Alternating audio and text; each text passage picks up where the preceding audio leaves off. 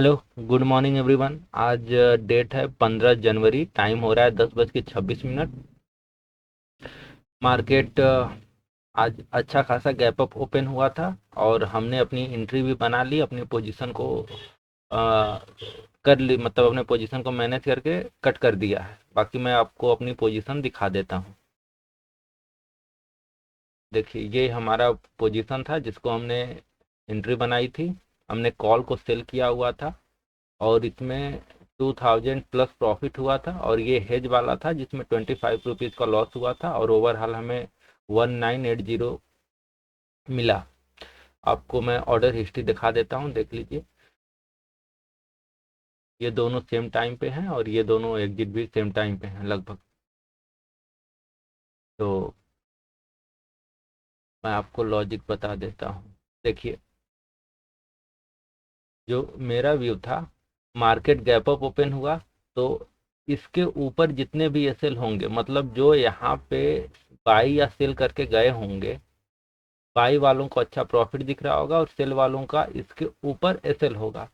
और वो अपनी पोजीशन को थोड़ा सा एक्सटेंड करेंगे, एवरेज करने की कोशिश करेंगे, क्योंकि यहाँ पे ये लेवल है। कितने का लेवल है? 48,000 का लेवल है। तो जो मैक्सिमम एसएल होगा वो इसी के आसपास होगा। जो कुछ एसएल होगा वो यहाँ पे होगा और जो मैक्सिमम होगा वो यहाँ पे होगा। मेरा भी ये था कि एक बार इनके एसएल को टारगेट कर लिया जाए, उसके बाद फिर हम अपना एंट्री बना लेंगे। तो जैसे ही मार्केट इनके एसएल को टारगेट करते हुए ऊपर चला गया, फिर मुझे एक अच्छी अपॉर्चुनिटी नजर आने लगी यहाँ पे। या तो मैं बैंक निफ्टी में काम कर सकता था या निफ्टी में काम कर सकता था। अब मुझे पोजीशन बनानी थी डाउन साइड के लिए। अब इसमें एक चीज ये था कि जो बैंक निफ्टी है वो एक ग्रीन कैंडल, दो, तीन, चार और ये पांच बना दिया। और इसमें काउंट करिए, एक ये बनाया, दूसरा ये बनाया, फिर तीसरे के बाद तीसरे से रेड कैंडल बनने लगी। इसका मतलब कि जो निफ्टी है वो as compare bank Nifty week show कर रहा था। मतलब डाउन साइड इसके आने के चांसेस ज्यादा थे। अगर ये ऊपर भी जाता तो थोड़ा बहुत जाता। तो हमने इसमें एंट्री बना ली और बैंक निफ्टी में हमने इग्नोर कर दिया। इग्नोर करने की वजह थी क्योंकि ये थोड़ा बुलिश मोमेंटम शो कर रहा था। अब ये एग्जैक्ट कहाँ से गिरता है ये थोड़ा सा वो था, लेकिन इसमें हमें ये दिख रहा था कि ये ऊपर नहीं जाना चाह रहा है, ये नीचे आना चाह रहा है, इसलिए हमने इसमें बना ली। इसमें हमें बहुत छोटा एसएल मिला था। मैं आपको अपनी टाइमिंग दिखा देता हूँ जिससे थोड़ा सा इजी होगा। देखिए, 9:31 32 मिनट के आसपास हमने पोजीशन बनाई थी और 9:31। तो ये पाँच, 1 मिनट, 32 32 मिनट 30, बस हमने यहीं पे इसमें एंट्री बनाई थी, यहाँ पे एंट्री बनाई थी, यहाँ पे एंट्री बनाई थी। और हमारा जो एसएल था वो यही ग्रीन लाइन था। अब एज्यूम कर लीजिए कितने पॉइंट का हमारा एसएल था, बस ये छोटा सा एसएल था।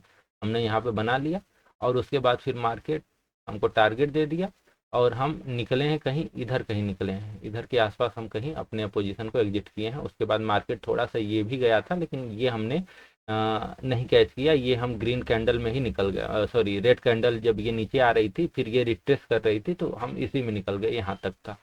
तो ये रिस्क था और इसके रिस्क के एवज में हमने ये रिवॉर्ड लिया।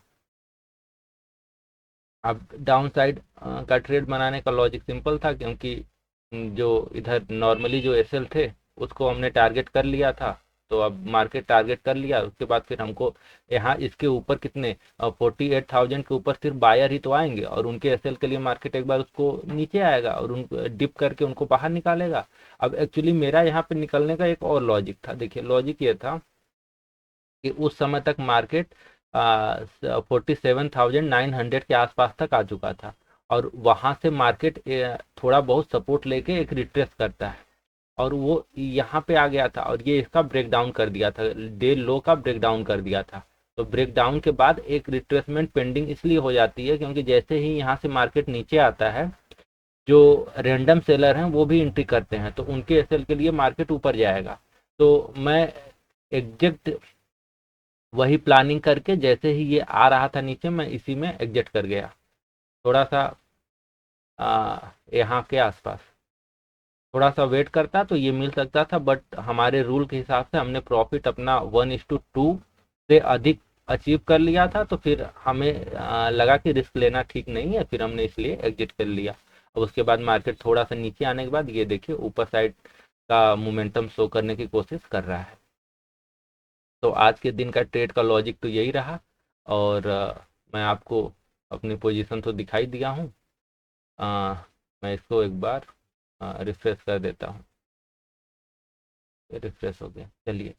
तो आई होप आप लोग भी अपने रूल के अकॉर्डिंग ही काम कर रहे होंगे। चलिए ठीक है, तो मिलते हैं आपसे फिर नेक्स्ट ट्रेडिंग वीडियो में। तब तक के लिए धन्यवाद। राधे राधे।